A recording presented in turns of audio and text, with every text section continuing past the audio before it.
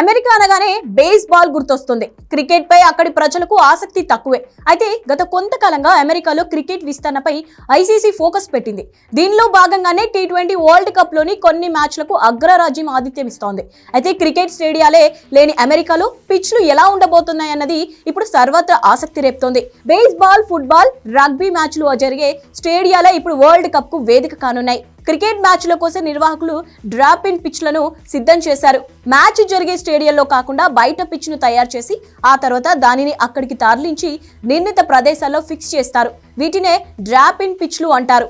ఆస్ట్రేలియాలోని Melbourne cricket ground, ఆల్రైడ్ oval, పెర్త్లోని కొన్ని స్టేడియాలు కూడా ఇలాంటివే. ఈ మైదానాల్లో కేవలం క్రికెట్ మ్యాచ్లే కాదు, సీజన్ కాని సమయంలో ఫుట్బాల్, రగ్బీ మ్యాచ్లు కూడా జరుగుతాయి. మ్యాచ్లు ఉన్న సమయంలో కస్టమైజ్డ్ ట్రక్లో తీసుకువచ్చిన ప్రత్యేకమైన యంత్రం సాయంతో పిచ్ను డ్రాప్ చేస్తారు. మ్యాచ్లు ముగియగానే అదే మిషన్ సహాయంతో దానిని అక్కడి నుంచి తొలగిస్తారు. ఐసీసీ పర్యవేక్షణలో పూర్తిగా టీ20 ఫార్మాట్ కు తగినట్టే పిచ్లను సిద్ధం చేసినట్టు తెలుస్తోంది. దీంతో న్యూయార్క్ లో జరగనున్న మ్యాచ్లలో పరుగుల వరద పారడం ఖాయంగా కనిపిస్తోంది.